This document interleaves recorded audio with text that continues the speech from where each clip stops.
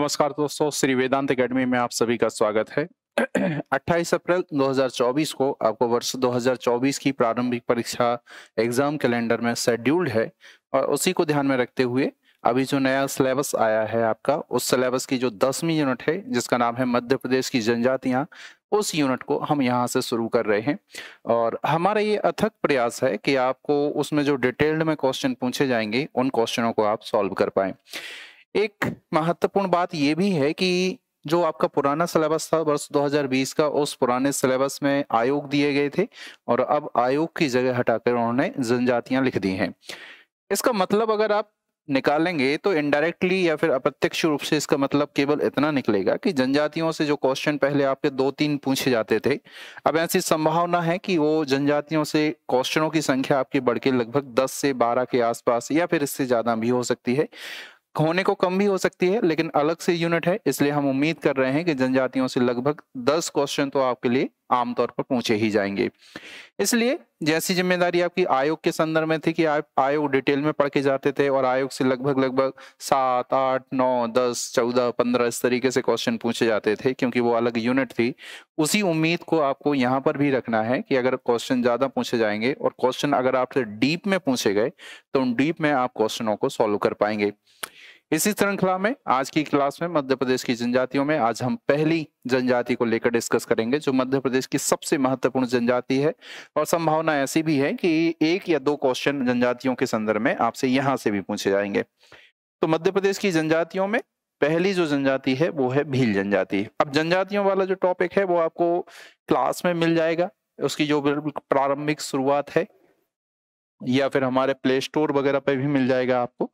यहाँ पर केवल हम जनजातियों के बारे में डिस्कस करेंगे और जो महत्वपूर्ण टॉपिक हैं उनके बारे में डिस्कस करेंगे। कंप्लीट लेक्चर के लिए आपको या तो प्ले स्टोर से हमारे ऐप को डाउनलोड करना पड़ेगा या फिर आपको ऑफलाइन या फिर ऑनलाइन क्लास में ज्वाइन होना पड़ेगा। भील जनजाति मध्य प्रदेश की एक महत्वपूर्ण जनजाति है और अगर आप मध्य प्रदेश की कुल जनजातीय जनसंख्या देखेंगे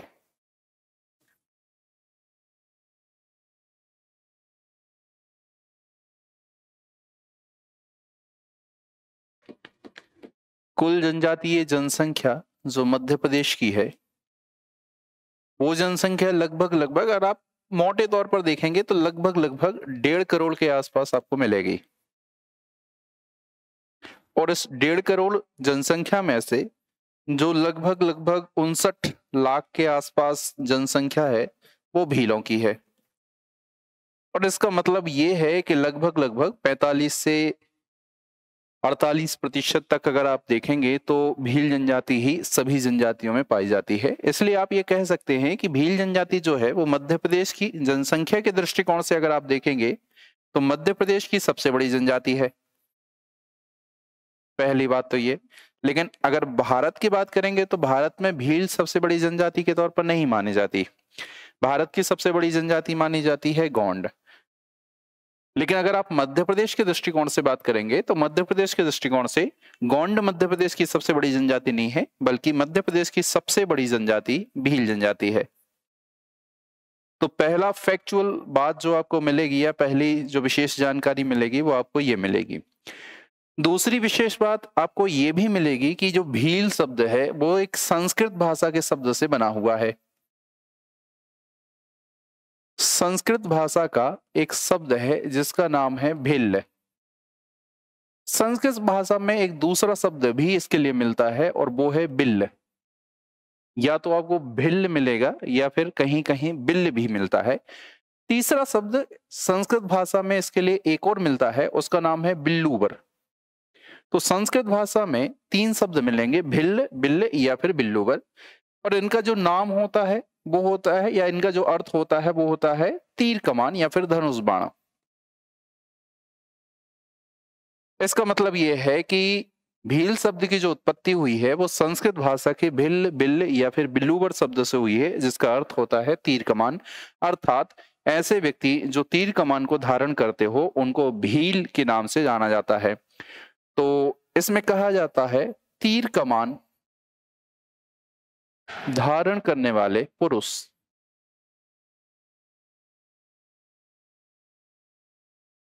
तीर कमान धारण करने वाले पुरुष को भील जनजाति के तौर पर या फिर भील के नाम से जाना जाता है। तो इनकी जो शब्द की उत्पत्ति अगर आप देखेंगे तो वो शब्द की उत्पत्ति संस्कृत भाषा से हुई है। ये आपको विशेष रूप से याद रखना है, क्योंकि जब वो प्रीलिम्स परीक्षा में आपसे पूछेंगे तो ये भाषा के शब्द भी आपसे पूछ सकते हैं कि किस भाषा से इनकी शाब्दिक उत्पत्ति मानी जाती है, तो वो आप बता दीजिए। मध्य प्रदेश में इनका निवास अगर आप देखेंगे तो इनका निवास क्षेत्र मध्य प्रदेश का पश्चिमी भाग है। तो जिसको आप कहते हो ना पश्चिमी मध्य प्रदेश, उस पश्चिमी मध्य प्रदेश में इनका मुख्य रूप से निवास होता है। और पश्चिमी मध्य प्रदेश में जो प्रमुख रूप से जिले आपको मिल जाएंगे, उन जिलों में एक जिला आपको मिलेगा झाबुआ, दूसरा जिला आपको मिलेगा अलीराजपुर, तीसरा जिला आपको मिल जाएगा धार, चौथा जिला आपको मिल जाएगा बड़वानी, पांचवा जिला आपको मिल जाएगा खरगोन, और छठवां जिला और सातवां जिला आपको मिल जाएगा खंडवा और बुरहानपुर। इसका सीधा और सिंपल सा मतलब केवल इतना है कि मध्य प्रदेश के वे जिले जो गुजरात और महाराष्ट्र से लगते हैं, उन जिलों में भील जनजातियों का जो संकेंद्रण है वो सबसे ज्यादा पाया जाता है। लेकिन अगर मैं दो जिलों को निकालने की कोशिश करूं कि दो जिले मध्य प्रदेश के जहां पर भीलों का संकेंद्रण सबसे ज्यादा मिलता है, उन दो जिलों में आपको एक जिला तो मिलेगा झाबुआ और दूसरा जिला आपको मिल जाएगा अलीराजपुर। तो मध्य प्रदेश के झाबुआ और मध्य प्रदेश के अलीराजपुर डिस्ट्रिक्ट को अगर आप देखेंगे तो यहाँ पर भीलों का संकेंद्रण सबसे ज्यादा है। संकेंद्रण कहने का मतलब ये भी है कि यहाँ पर भीलों की लगभग 85 से लेकर 90% तक जनसंख्या निवास करती है इन दो जिलों में। तो मध्य प्रदेश का जो झाबुआ और मध्य प्रदेश का जो अलीराजपुर डिस्ट्रिक्ट है, इन दो डिस्ट्रिक्ट में मध्य प्रदेश में भीलों का संकेंद्रण सबसे ज्यादा आपको मिलेगा। तीसरी महत्वपूर्ण बात जो भीलों के संदर्भ में आपको समझनी है, वो तीसरी महत्वपूर्ण बात है इनकी उपजातियां। भीलों की उपजातियों में मुख्य परीक्षा में भी क्वेश्चन पूछे जाते रहे हैं और प्रारंभिक परीक्षा के लिए भी ये उतनी ही ज्यादा महत्वपूर्ण मानी जाती हैं। अगर मुख्य रूप से देखेंगे तो भीलों की जो 4 उपजातियां हैं वो सबसे महत्वपूर्ण होती हैं। उनमें से एक उपजाति है आपकी भिलाला। भिलाला क्रांति के बारे में जो 2023 में प्रीलिम्स परीक्षा हुई है, उस प्रीलिम्स परीक्षा में भिलाला क्रांति के बारे में आपसे क्वेश्चन पूछा गया था। तो एक उपजाति जो है वो है भिलाला। दूसरी जो महत्वपूर्ण उपजाति है वो है पटेलिया। तीसरी जो महत्वपूर्ण उपजाति है वो है बारेला। और चौथी जो महत्वपूर्ण उपजाति है वो है रथियास।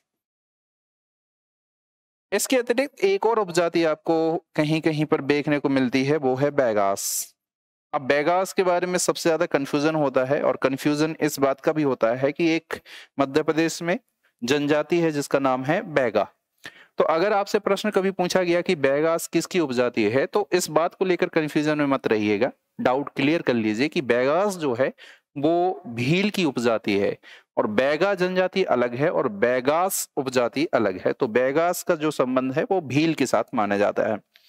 इसमें भी अगर आप देखेंगे तो जो इनकी भिलाला उपजाति है, उस भिलाला उपजाति के संदर्भ में ये कहा जाता है कि भिलाला उपजाति जो है वो इनकी सर्वश्रेष्ठ उपजाति है।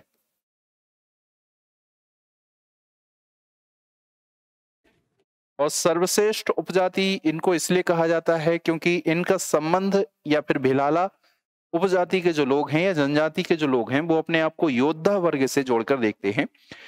ऐसा कहा जाता है कि अकबर के समय जब महाराणा प्रताप का युद्ध चल रहा था अकबर के साथ में, तो महाराणा प्रताप को जरूरत हुई सैनिकों की, और उस सैनिकों की आवश्यकता की पूर्ति को किया था भील जनजाति के लोगों के द्वारा। महाराणा प्रताप भीलों की इस सहायता से काफी ज्यादा कृतज्ञ हुए, और उन्होंने इसके बदले में अपने कुछ राजपूत सैनिकों का विवाह भील महिलाओं के साथ कर दिया। ऐसा भी माना जाता है कि जो राजपूत सैनिक थे और जो भील महिलाएं थीं, उनसे जो संतान उत्पन्न हुई, उन्हीं संतानों को भिलाला के नाम से जाना जाता है। इसलिए भिलाला जो जनजाति है या फिर भिलाला जो उपजाति है, उनके अगर आप सरनेम वगैरह देखेंगे तो उनके सरनेम राजपूतों के सरनेम से काफी ज्यादा मिलते जुलते हैं। वो अपने साथ वही सरनेम लगाते हैं जो कि राजपूत लगाते हैं। जैसे उदाहरण के तौर पर आप चौहान देख लीजिए। सिसोदिया देख लीजिए, पामार देख लीजिए, इस तरीके से सरनेम वो अपने नाम के पीछे लगाते हैं। इनके जो रीति रिवाज हैं, इनका जो रहन सहन है, इनका जो खान पान है, वो भी राजपूत संस्कृति से पूरे तरीके से प्रभावित है। यहाँ तक कि राजपूतों के जो देवी देवताएं होती हैं, वही देवी देवताओं की पूजा भिलाला उपजाति के लोग भी किया करते हैं। तो भिलाला उपजाति को भील जनजाति में काफी ज्यादा सम्मान प्राप्त है।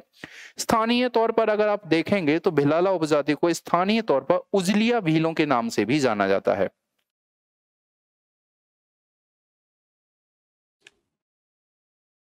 तो इस बात को भी लेकर आप विशेष रूप से सजग रहिएगा कि अगर आपसे भिलाला के बारे में नहीं पूछा जा रहा है, अगर आपसे उजलिया भील पूछा जा रहा है, तो भी उसका मतलब भिलाला उपजाति के बारे में ही बात हो रही है। तो भिलाला उपजाति को उजलिया भीलों के नाम से जाना जाता है। मध्य प्रदेश के 2 जिलों में अगर आप देखेंगे, झाबुआ और अलीराजपुर, वहां पर इनका संकीर्णन आपको सबसे ज्यादा मिलेगा। तो मध्य प्रदेश के 2 जिले जहां पर ये सबसे ज्यादा आपको मिलेंगे, उनमें से एक है झाबुआ और दूसरा है आपका अलीराजपुर। इन 2 डिस्ट्रिक्ट में आपको भिलाला उपजाति प्रमुख रूप से मिलेगी। दूसरी एक इनकी महत्वपूर्ण उपजाति के तौर पर मानी जाती है, उसका नाम है पटेलिया। पटेलिया एक ऐसी उपजाति है जो पटेल शब्द से मिलकर बनी है। तो पटेलिया मुख्य रूप से पटेल शब्द से मिलकर बनी है और पटेल का जो भावार्थ होता है वो होता है मुखिया। इसका मतलब होता है कि एक ऐसा समुदाय जो मुखिया के तौर पर काम करता हो, उसको पटेलिया के रूप में जाना जाता है। पटेलिया मुख्य रूप से गुजरात की एक उपजाति है, लेकिन मध्य प्रदेश में भी इनका निवास होता है। पटेल समुदाय कहने का मतलब होता है कि ये परंपरागत रूप से मुखिया का काम करते थे। इसका मतलब है पीढ़ी दर पीढ़ी, जैसे एक परिवार का एक सदस्य जो है वो मुखिया है, उसी परिवार का जो दूसरा सदस्य होगा वो भी मुखिया के रूप में बनेगा। तो इस तरीके से जब एक ही परिवार के लोग पटेल के रूप में काम करने लगे या फिर मुखिया के रूप में काम करने लगे, तो उससे संदर्भ बना आपका पटेलिया। अलीराजपुर डिस्ट्रिक्ट में अगर आप देखेंगे तो इनकी जो जनसंख्या है वो सबसे ज्यादा है। अभी 2022 में जो मेंस परीक्षा हुई है, उस मेंस परीक्षा में पटेलिया समुदाय के बारे में आपसे पूछा गया था। तो पटेलिया समुदाय के बारे में आपको लिखना था कि पटेलिया समुदाय कौन होते हैं। तो उसमें 3 नंबर में पूछा गया था, तो आप चाहते तो उसमें बता देते। इसके अतिरिक्त 2 अन्य उपजातियों में एक बारेला और एक रथियास उपजाति भी मिलती हैं और 5वीं महत्वपूर्ण उपजाति के रूप में आपको बैगास उपजाति भी यहाँ पर मिलती है। तो भीलों की उपजाति मुख्य रूप से 5 उपजातियों में ये विभाजित हैं। भिलाला, पटेलिया, बारेला, रथियास और बैगास, ये 5 मुख्य रूप से इनकी उपजातियों के रूप में आपको मिल जाएंगी। तीसरी सबसे महत्वपूर्ण बात इनकी सामाजिक व्यवस्था है। तो भीलों की सामाजिक व्यवस्था देखिए।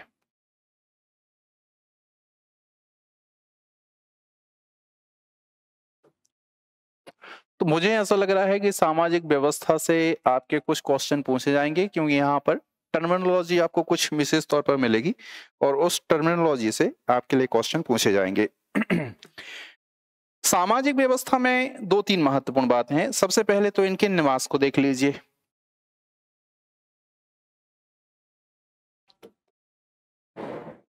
भीलों का जो घर होता है उसको कू कहा जाता है, सबसे महत्वपूर्ण बात। और ये घास और फूस से बना रहता है। घास फूस से जो घर बनता है उसको कहा जाता है कू। इस तरीके से वो घर रहता है और ये अंडाकार शेप में मुख्य रूप से एक चबूतरे के ऊपर ये अपना घर बनाते हैं इस तरीके से, और यहाँ पर हल्की फुल्की सीढ़ियां वगैरह लगाते रहते हैं और इस तरीके से ये यहाँ पर दरवाजे वगैरह बनाते हैं। तो यहाँ पर वो बैठने के लिए स्थान बनाते हैं पास में, और उसके ऊपर इस तरीके से इनकी जो छत रहती है वो घास फूस से इस तरीके से बनी रहती है। इसको कहा जाता है कू। जब 10 या 12 कू का समूह मिलता है तो वो एक मोहल्ला बनता है, और इस तरीके से मोहल्ला जब 10-12 मोहल्ले मिल जाते हैं तो उनसे उनका एक गांव बनता है। तो भीलों का जो गांव होता है या भीलों का जो मुख्य रूप से निवास स्थान होता है उसको कहा जाता है फलिया। फाल्या भी इसको कहा जाता है, फाल भी इसको कहा जाता है, या फिर कभी कभी इसको फलिया के नाम से भी आप कह देते हैं।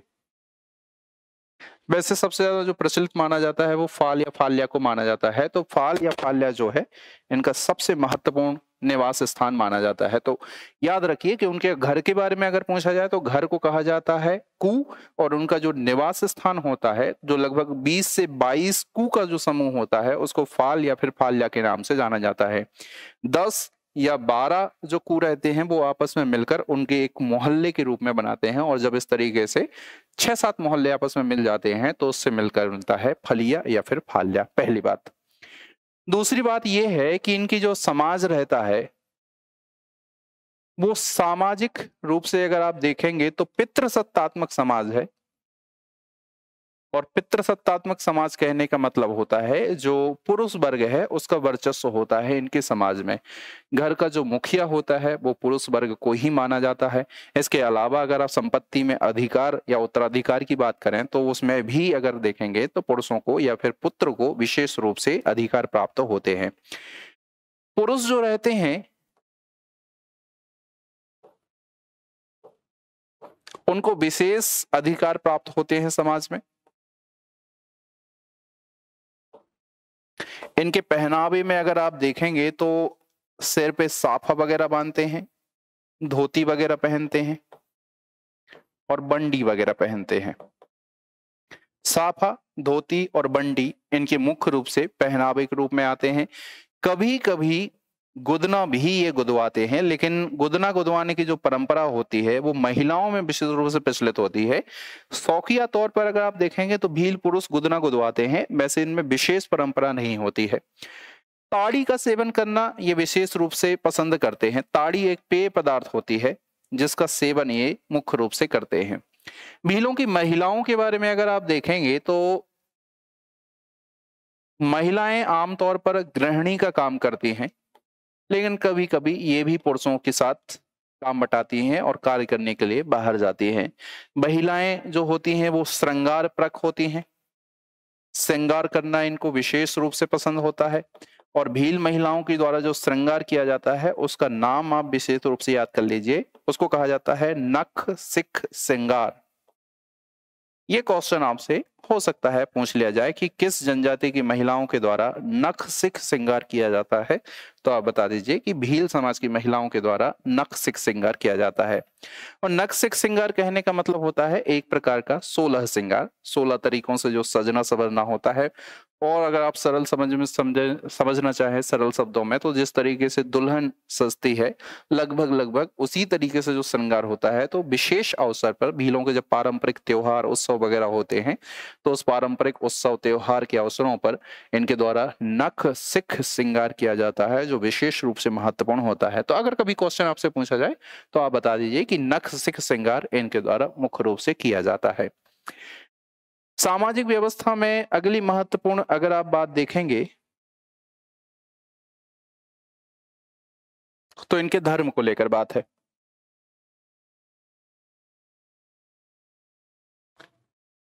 भीलों में जो अधिकांश व्यक्ति हैं वो हिंदू धर्म को मानते हैं, और हिंदू धर्म को मानने वाले भीलों की संख्या लगभग 55 से 60% तक होती है। इसका मतलब है कि भीलों में 55 से 60% तक जो व्यक्ति होते हैं वो हिंदू धर्म को मानते हैं। कुछ ऐसे भी रहते हैं जो मुस्लिम धर्म को स्वीकार किए हुए हैं। तो लगभग 25 से 30% तक या 20 से 25% तक, रेशियो थोड़ा सा आगे पीछे हो सकता है, ऐसे हैं जो मुस्लिम धर्म को स्वीकार करते हैं। उनमें से कुछ व्यक्ति ऐसे भी हैं जो ईसाई धर्म को स्वीकार करते हैं। तो आमतौर पर 5 से 10% जो व्यक्ति होते हैं उन्होंने ईसाई धर्म को स्वीकार कर लिया है। इसी में भीलों की एक और धर्म के बारे में आपको पता चलता है, उनका नाम है तड़वी भील। तड़वी भील आमतौर पर ऐसे भीलों को कहा जाता है जिन्होंने हिंदू धर्म को छोड़कर मुस्लिम धर्म को स्वीकार कर लिया है। तो तड़वी भील ऐसे हैं जो हिंदू धर्म से कन्वर्ट होकर मुस्लिम धर्म को अपनाए हैं, उनको तड़वी भीलों के नाम से जाना जाता है।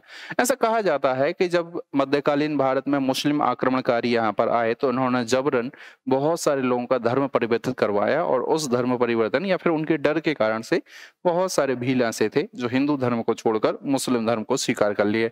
ऐसे भीलों को तड़वी भीलों के नाम से जाना गया। दाह संस्कार की परंपराएं अगर आप दिन में देखेंगे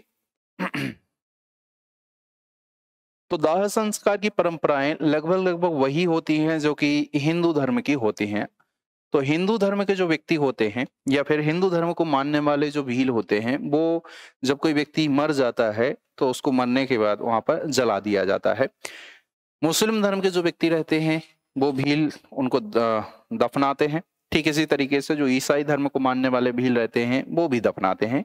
लेकिन विशेष परंपरा मध्य प्रदेश की भीलों में और महाराष्ट्र की भीलों में एक विशेष परंपरा पाई जाती है कि जब समाज का कोई सम्मानीय व्यक्ति मरता है या फिर कोई ऐसा व्यक्ति मरता है जिसकी आकस्मिक मौत होती है, सांप के काटने से, बिच्छू के काटने से या फिर कोई दुर्घटना वगैरह हो जाती है, तो ऐसी दुर्घटना की स्थिति में मृत्यु होने पर या फिर समाज के सबसे वरिष्ठ या फिर सबसे सम्मानीय व्यक्ति की मृत्यु होने पर वो एक स्मारक चिन्ह बनाते हैं, स्मारक प्रतीक बनाते हैं। अब ये जो स्मारक प्रतीक होता है या स्तंभ होता है, ये या तो लकड़ी का बनता था, पहले अगर आप देखेंगे तो ये लकड़ी का बनता था, अब वर्तमान समय में ये सीमेंट का बनने लगा है। और इस पिलर के ऊपर वो चांद, सूरज, बाघ, बैल और जो अपने देवी देवता वगैरह रहते हैं उनके चित्रों को अंकित करते हैं। तो चांद, सूरज, बाघ, बैल, देवी देवता वगैरह ये अपने बनाते हैं। इस प्रकार के स्तंभ जो मध्य प्रदेश में बनते हैं, इनकी टर्मिनोलॉजी याद कर लीजिए। स्मारक या प्रतिबिंब को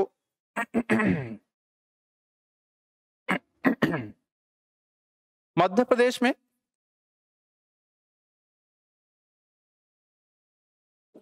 गतिलास कहा जाता है। सॉरी, मध्य प्रदेश में इनको गटलास के नाम से जाना जाता है। अगर आपसे प्रश्न पूछा जाए कि गटलास भीलों के संदर्भ में क्या है, तो आप कह लीजिए कि गटलास भीलों के संदर्भ में एक स्मारक चिन्ह के रूप में माना जाता है। और स्मारक चिन्ह कहने का मतलब होता है एक ऐसा चिन्ह जो वो अपने पूर्वजों की स्मृति में बनाते हैं, या फिर अगर आप कहेंगे कि कोई व्यक्ति जो भीलों में आकस्मिक मृत्यु को प्राप्त होता है, किसी दुर्घटना में मृत्यु वगैरह हो जाती है, तो उस मृत्यु के संदर्भ में जो स्मारक चिन्ह बनते हैं उसी को कहा जाता है गटलास। जैसे कि यहाँ पर चित्र में आप देख लीजिए,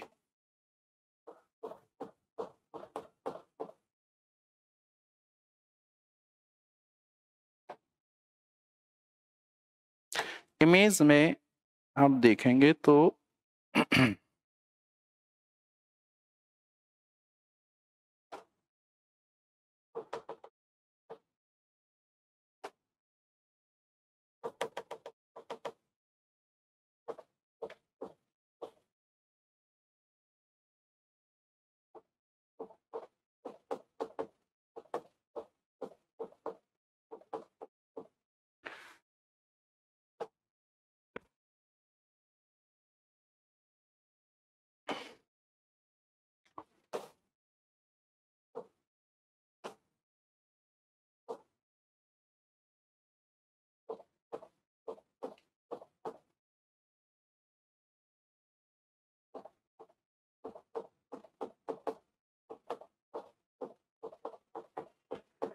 एक मिनट, आप लोगों को थोड़ा सा और अच्छे से समझ में आ जाएगा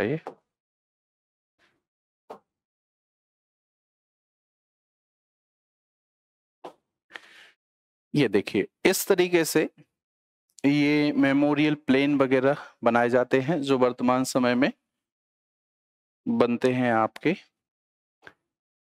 सीमेंट वगैरह के। पहले ये जो हैं वो लकड़ी के बनाए जाते थे, लेकिन अब वर्तमान समय में ये सीमेंट वगैरह के बनने लगे हैं। एक मेमोरियल पिलर इस तरीके से है, ये देखिए। तो इस तरीके से जो पिलर वगैरह बनते हैं उन्हीं को कहा जाता है गटलास। ये देख लीजिए, यहाँ पर आपको नाम वगैरह भी मिल जाएगा। ये घोड़ा वगैरह बना है, शुअर वगैरह बना हुआ है, इसमें नाम भी लिखा है उस व्यक्ति का जिनकी मृत्यु हुई है। तो इस तरीके से एक स्तंभ बनता है, उस स्तंभ को मध्य प्रदेश में गटलास के नाम से जाना जाता है। लेकिन अगर यही स्तंभ आपका महाराष्ट्र में बनता है, अगर यही स्तंभ स्मारक स्तंभ आपका महाराष्ट्र में बनेगा, तो अगर स्त्री के संदर्भ में ये स्तंभ बनता है तो उसको कहा जाता है मतलोक।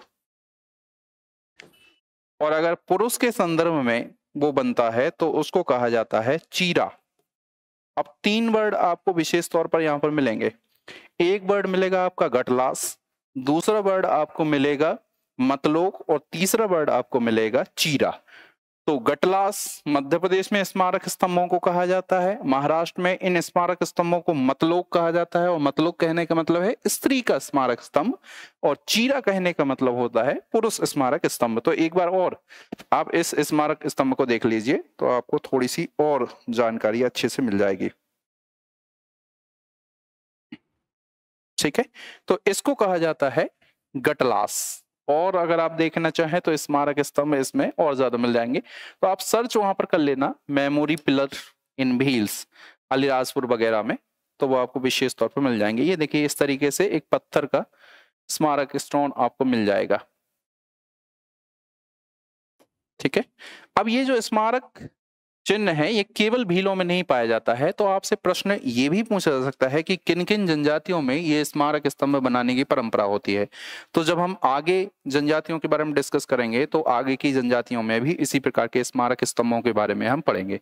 अभी फिलहाल आप 3 चीजें समझिए, गटलास एक है, मतलोक दूसरा है और चीरा तीसरा है। ये 3 चीजें, 3 टर्मिनोलॉजी आपको विशेष तौर पर याद रखनी है। यहाँ पर गटलास को मध्य प्रदेश के अलीराजपुर में अगर आप देखेंगे तो एक विशेष नाम से जाना जाता है। तो गटलास को अलीराजपुर में गाथा पत्थर भी कहा जाता है।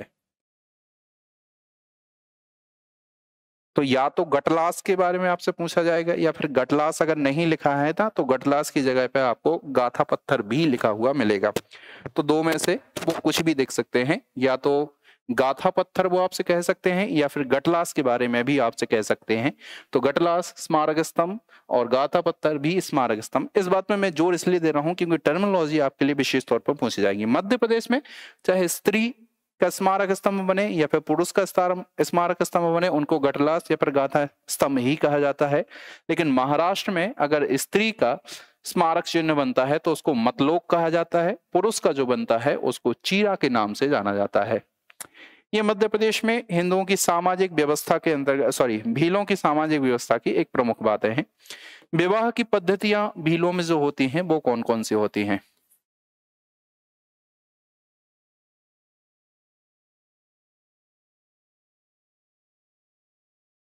भीलों में जो विवाह की परंपराएं होती हैं, उन विवाह की परंपराओं में अगर आप देखेंगे तो 3 परंपराएं या फिर 3-4 प्रकार की विवाह पद्धतियां होती हैं, लेकिन उनमें 3 विवाह जो हैं वो सबसे महत्वपूर्ण माने जाते हैं। उनमें जो सबसे महत्वपूर्ण विवाह माना जाता है वो होता है भगोरिया विवाह।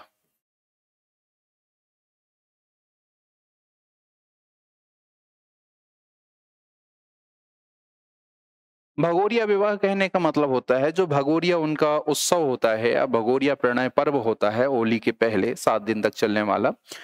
उस समय जो अविवाहित युवक और अविवाहित युवतियां उस मेले वगैरह में जाती हैं या उत्सव वगैरह में जाती हैं और वहां पर अपने मनपसंद जीवन साथी का चुनाव करते हैं।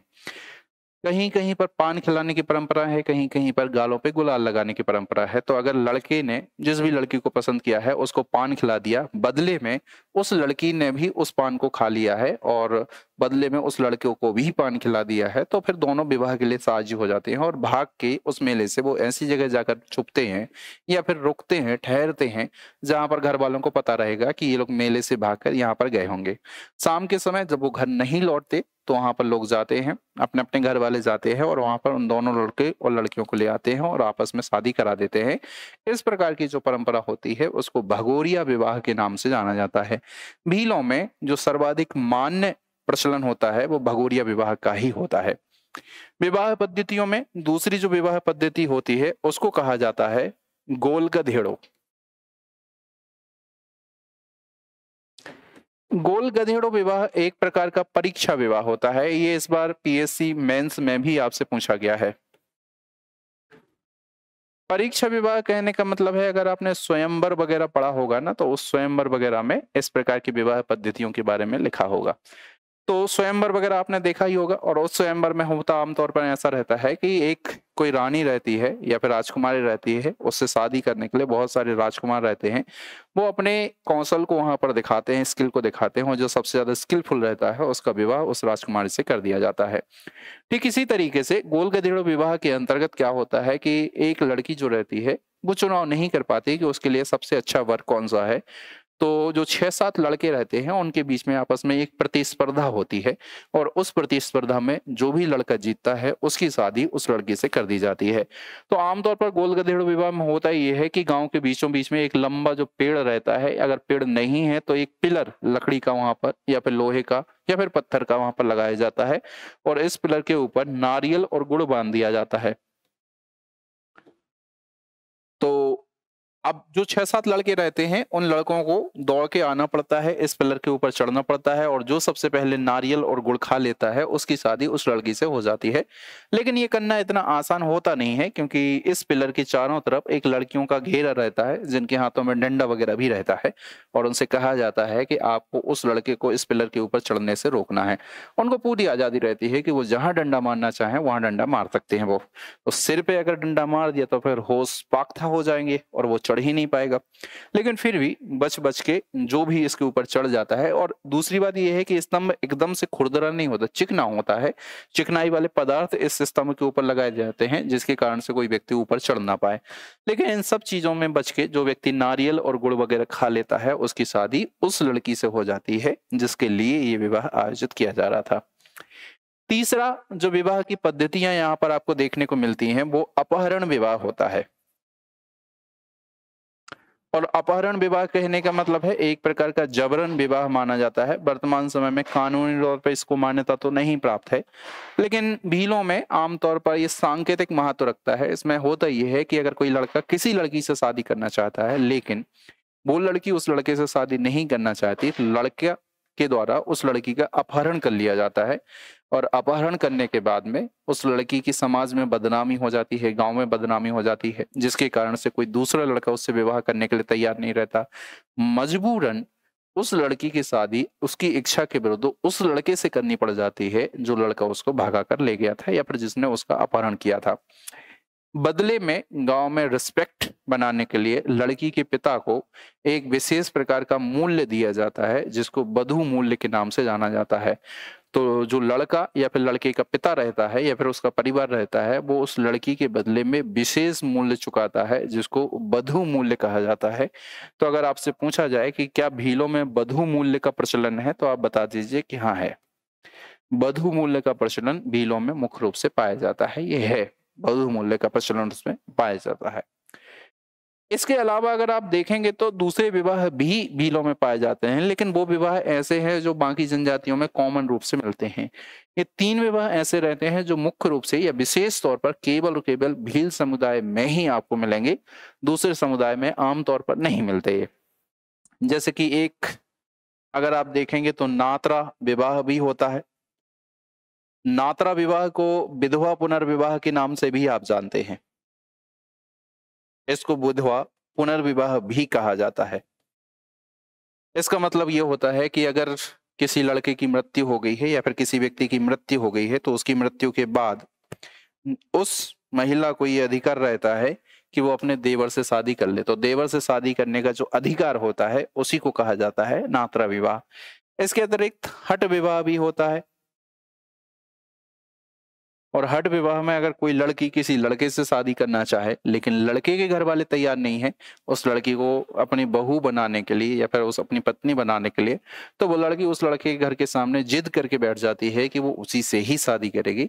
लड़के के घर वाले तमाम प्रकार की कोशिश करते हैं उसको वहां से भगाने की, उसको वहां से हटाने की, और जब उनकी सभी कोशिशें बेकार हो जाती हैं और अंत में थक कर हार कर उस लड़की की शादी उसी लड़के से कर दी जाती है, तो इस प्रकार के विवाह को हठ विवाह के नाम से भी जाना जाता है। इस तरीके से बहुत सारे विवाह जनजातियों में प्रचलित रहते हैं, लेकिन मेरा ऐसा मानना है कि आपसे या तो भगोरिया के बारे में पूछा जाएगा या फिर गोल गधेड़ों के बारे में पूछा जाएगा या फिर अपहरण विवाह के बारे में भी आपसे पूछा जा सकता है। तो इस तरीके से 3 विवाह पद्धतियां आपको विशेष तौर पर इसमें देखने को मिलेंगी, भगोरिया, गोल गधेड़ों, अपहरण विवाह। इसके अतिरिक्त भील जनजाति में जो नृत्य वगैरह पाए जाते हैं वो भी देख लीजिए आप। समय समय पर भील जनजातियों के द्वारा मनोरंजन के लिए या फिर सांस्कृतिक अवसरों पर विशेष प्रकार के नृत्य करने की परंपराएं भी पाई जाती हैं। भील समाज के द्वारा जो नृत्य किए जाते हैं उन नृत्यों में एक गरबा तो सबसे महत्वपूर्ण नृत्य है ही। भील समाज की महिलाओं के द्वारा महिला परक नृत्य है ये। जो नृत्य किया जाता है उसको गरबा कहा जाता है। इसके अलावा भी अगर आप देखेंगे तो इनमें एक और विशेष महत्वपूर्ण नृत्य होता है, उसको कहा जाता है घूमर।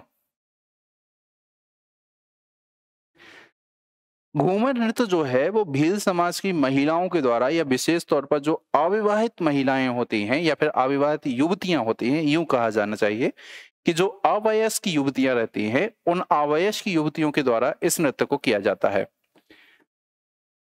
अवयस्क युवतियां, और उनको कहने का मतलब केवल इतना रहता है कि अब वो वयस्क होने की स्थिति में है, तो वो ये दर्शाने के लिए कि वो अवयस्क से वयस्क होने वाली हैं या फिर वो युवती से एक महिला के रूप में परिवर्तित हो रही हैं, इस बात को बताने के लिए जो नृत्य किया जाता है भील समाज में अविवाहित युवतियों के द्वारा, उसको घूमर नृत्य के नाम से जाना जाता है। तो दो नृत्य इनमें आपको सबसे महत्वपूर्ण मिलेंगे, एक नृत्य आपको गरबा मिलेगा और दूसरा आपको घूमर मिलेगा। इसके अतिरिक्त डोहा भी एक नृत्य होता है। इसके अलावा गोल गधेड़ो भी एक नृत्य है।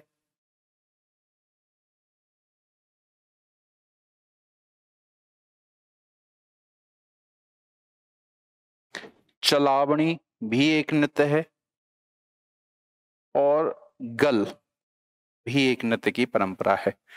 लेकिन दो नृत्य जो सबसे ज्यादा महत्वपूर्ण इसमें आपको विशेष तौर पर देखने को मिलते हैं, उन दो नृत्यों में ये किए है, ठीक है, डोहा बड़वा, सॉरी डोहा, गोल गधेड़ो, चलावड़ी, गल। लेकिन दो जो सबसे महत्वपूर्ण है उनमें से एक है आपका गरबा और दूसरा है आपका घूमर।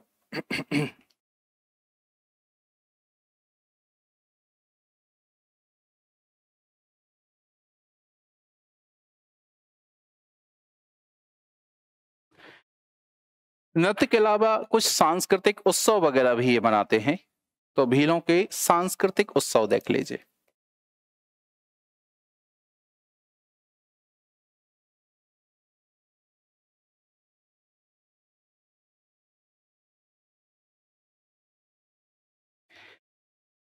भील समाज के द्वारा जो मुख्य रूप से सांस्कृतिक उत्सव मनाए जाने की जो परंपरा है उनमें जो भगोरिया है वो सबसे महत्वपूर्ण है।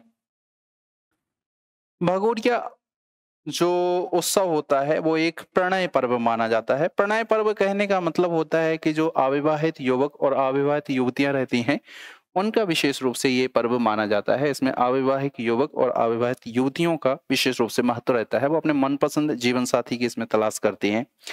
तो इसमें अगर आप देखोगे ना तो इसमें मैं आपको दिखा सकता हूँ।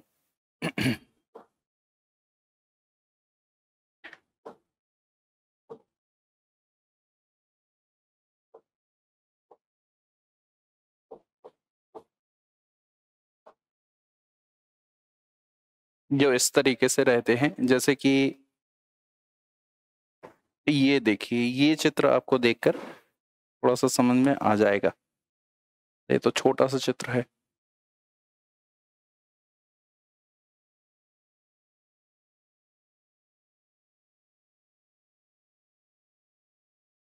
एक प्रकार का मेला लगता है और उस मेले में जो अविवाहित युवतियां या फिर जो युवक रहते हैं वो सज धज कर यहाँ पर आते हैं।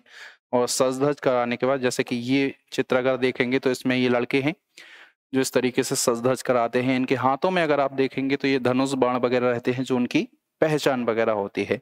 तो ये इस मेले में जाते हैं और अपने मनपसंद जीवन साथी का यहाँ पर चुनाव करते हैं। जैसे कि इस तरीके से ये एक लड़का है जो इस तरीके से पारंपरिक वेशभूषा में आया है, इस तरीके से ये लड़की है जो पारंपरिक रूप से सज धज कर आई हैं। तो इस तरीके से भगोरिया उत्सव में लोग सज धज कर आते हैं मेले वगैरह में और अपने मनपसंद जीवन साथी का चुनाव वगैरह करते हैं। ये इनका सबसे महत्वपूर्ण पारंपरिक प्रणय पर्व होता है जो मुख्य रूप से होली के अवसर पर मनाया जाता है। होली के समय और 7 दिन तक मुख्य रूप से चलता है। अब आपसे ये प्रश्न पूछा जा सकता है कि भगोरिया पर्व का आयोजन किस समय किया जा सकता है या फिर किया जाता है, तो इसका आंसर बताइए कि होली के अवसर पर मुख्य रूप से भगोरिया का आयोजन किया जाता है। और होली के आमतौर पर 7 दिन पूर्व तक ये आयोजन वगैरह यहाँ पर चलता है और 7 दिन तक मेला भरता है। उसमें अविवाहित युवक और जो युवतियां रहती हैं वो इस मेले को मनाती हैं और अपने मनपसंद जीवन साथी का चुनाव करती हैं। भगोरिया के अलावा अगर आप देखेंगे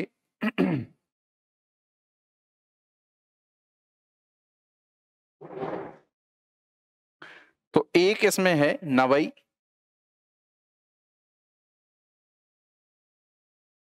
एक गोल गधेड़ो।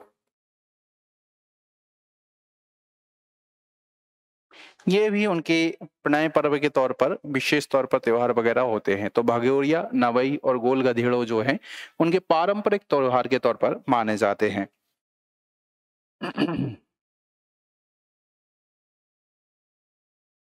ठीक है, आपसे ये अगर ये पूछा जाएगा, यहाँ से एक बहुत सिंपल सा क्वेश्चन आता है कि किस जिले में भगोरिया उत्सव का आयोजन नहीं किया जाता, तो आपसे ध्यान इस बात का रखना है कि जहां पर भील समुदाय रहते हैं वहां पर सभी जगह भगोरिया का आयोजन होता है। लेकिन भगोरिया का जो मुख्य क्षेत्र माना जाता है, विशेष क्षेत्र माना जाता है, वो झाबुआ और अलीराजपुर होता है। लेकिन ध्यान रखना आपको कि झाबुआ अलीराजपुर में अकेले नहीं होता, झाबुआ अलीराजपुर में मुख्य रूप से होता है या फिर शुद्ध रूप में होता है। खरगोन, खंडवा, धार, बड़वानी, इन सभी जिलों में भगोरिया उत्सव का आयोजन होता है। अब आपसे क्वेश्चन बहुत सिंपल तरीके से पूछा जाएगा कि किस जगह पर या फिर किस जिले में भगोरिया उत्सव का आयोजन नहीं किया जाता, तो वो आपसे क्या करेंगे, झाबुआ, अलीराजपुर, धार या फिर खरगोन, खंडवा, बड़वानी और चौथा जिला दे देंगे ग्वालियर, शिवपुरी, शिवपुर, रीवा, सागर, इस तरीके से कोई भी जिला।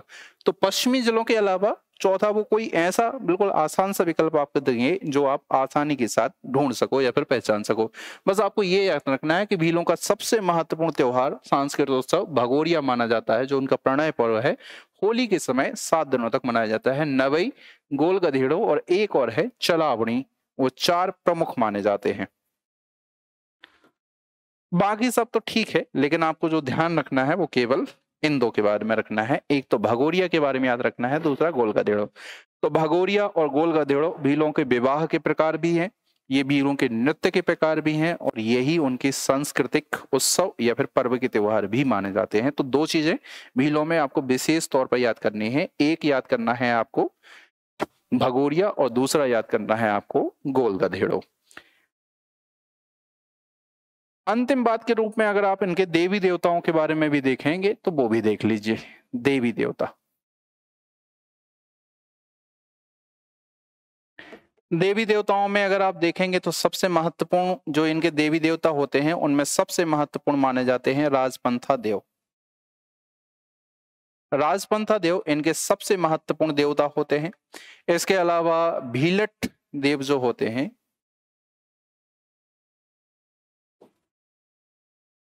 एक ये भी है।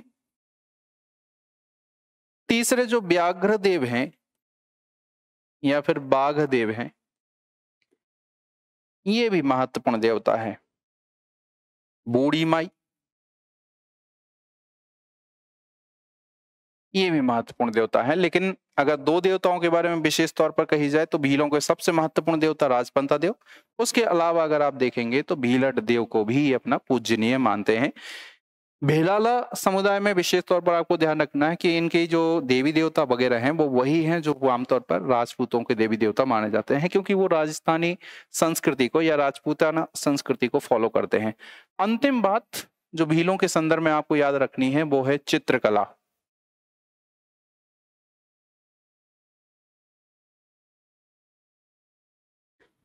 और इनकी बोली। 2 चीजें, इनकी जो बोली होती है वो भीली कहलाती है और भीली जो बोली है वो भाषा रहित है। इसका मतलब है कि इस बोली की कोई भाषा नहीं है, इस बोली की कोई व्याकरण नहीं है। इसलिए भीली बोली में हमें किसी भी प्रकार का कोई काव्य संग्रह या फिर भीली बोली में हमें किसी भी प्रकार का कोई साहित्य वगैरह नहीं मिलता। तो भीली बोली है जो आमतौर पर मिक्स प्रभाव वाली होती है, जहां पर आपको मालवी भी मिल जाएगी, निमाड़ी भी मिल जाएगी, गुजराती भी मिल जाएगी, राजस्थानी भी मिल जाएगी। इन सभी का जो मिक्स होता है वो भीली बोली को जाना जाता है। इसकी कोई भाषा नहीं, कोई व्याकरण रहित है। चित्रकला के बारे में आपको जरूर विशेष तौर पर याद रखना है कि भीलों की जो चित्रकला है उसको पिथौरा चित्रकला के नाम से जाना जाता है। और पिथौरा चित्रकला एक प्रकार की भित्ति या फिर दीवार पर बनाए जाने वाले चित्र हैं।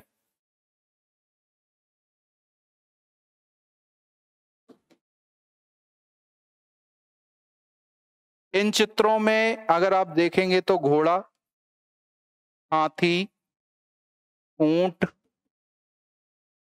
बैल, सूरज, चंद्रमा इत्यादि से संबंधित चित्र प्रमुख रूप से बनाए जाते हैं। भीलों की पारंपरिक जो चित्रकला होती है उस पारंपरिक चित्रकला को पिथौरा चित्रकला के नाम से जानते हैं और इसमें दो व्यक्ति सबसे महत्वपूर्ण माने जाते हैं। एक व्यक्ति का नाम है पेमा फाल्या और दूसरी व्यक्ति हैं आपकी जो वर्तमान समय में जिनको पद्मश्री पुरस्कार भी मिला है, उनका नाम है भूरीबाई। भूरीबाई को तो पद्मश्री पुरस्कार भी मिल चुका है। अगर मैं आपको यहाँ पर दिखाऊं पिथौरा चित्रकला,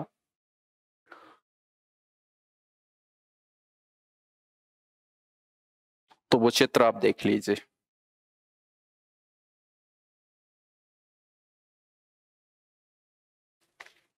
सबसे अच्छा कहां पर दिख रहा है आपको, इसमें देख लीजिए।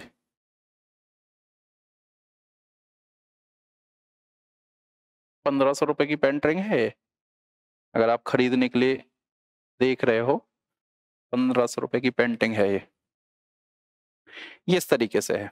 ठीक है, अब इसमें अगर आप देखेंगे तो केवल आपको एक ही जानवर मुख्य रूप से दिखाई देगा, घोड़ा। ऊपर आपका सूरज है, चंद्रमा है। इस तरीके से ये मुर्गा मुर्गियों के चित्र यहाँ पर विशेष तौर पर बनाए गए हैं। लेकिन अगर मैं आपको घर की दीवार पर एक चित्र दिखाऊं तो आपको थोड़ा सा और अच्छे से समझ में आएगा। जैसे कि ये वाला देखिए, देखिए ये वाला चित्र देखिए, ये घर की दीवार पर बनाया गया है। इस प्रकार की जो पेंटिंग होती है उस पेंटिंग को पिथौरा चित्रकला के नाम से जाना जाता है। इस चित्रकला में यहाँ पर विशेष तौर पर देखिए, आप जानवरों को ढूंढने की कोशिश करेंगे अगर आप, तो इसमें आपको घोड़े मिलेंगे, गाय बैल वगैरह भी मिलेंगी और इस तरीके से दूसरी जानवर भी आपको मुख्य रूप से मिल जाएंगे।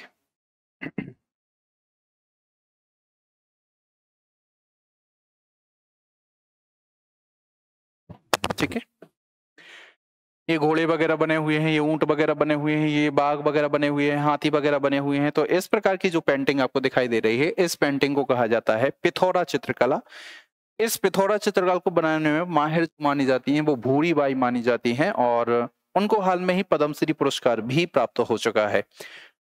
तो भीली जो चित्रकला है उसको पिथौरा चित्रकला के तौर पर जाना जाता है। इसका संकेंद्रण पिथौरा चित्रकला का आपको झाबुआ और अलियाचपुर 2 जिलों में मुख्य रूप से मिलेगा। भीली समुदाय के बारे में अगर आप देखेंगे तो भील समुदाय के बारे में विशेष तौर पर या फिर मुख्य रूप पर अगर आप देखेंगे तो इतनी बातें विशेष तौर पर आपको मिल जाएंगी। इतनी चीजें ऐसी हैं जो आपको विशेष तौर पर पढ़नी है। एक बार आप रिवीजन के तौर पर देखें तो इनको देख लीजिए। आप चाहें तो इनका स्क्रीनशॉट वगैरह भी ले सकते हैं और स्क्रीनशॉट लेकर आप इनको चाहो तो समय समय पर रिवाइज भी कर सकते हैं। ठीक है, भीलों की उपजातियों के बारे में हमने देखा है, भीलों की सामाजिक व्यवस्था के बारे में हमने देखा है और नक्सिक श्रृंगार इसमें देखा है। लेकिन सबसे महत्वपूर्ण जो है वो गटलास के बारे में या गाथा पत्थर के बारे में है, आपसे है, इसके बारे में आपसे पूछा जाएगा तो वो आप बता देना। विवाह की पद्धतियों के बारे में हमने देखा, नृत्य के बारे में हमने देखा है, सांस्कृतिक उत्सव के बारे में हमने देखा है, देवी देवताओं के बारे में हमने देखा है, चित्रकला, बोली के बारे में और एक तो इनके जो महत्वपूर्ण व्यक्ति हैं उनके बारे में हमने देखा है। इसी तरीके से बाकी जनजातियों का जो डिटेल्ड वर्णन है वो आपके लिए समय समय पर उपलब्ध होता रहेगा। 10th यूनिट जो है उस 10th यूनिट के जो महत्वपूर्ण टॉपिक हैं उन टॉपिकों के बारे में यूट्यूब पर आपको क्लास मिलती रहेगी। मिलते हैं अगली क्लास में। धन्यवाद।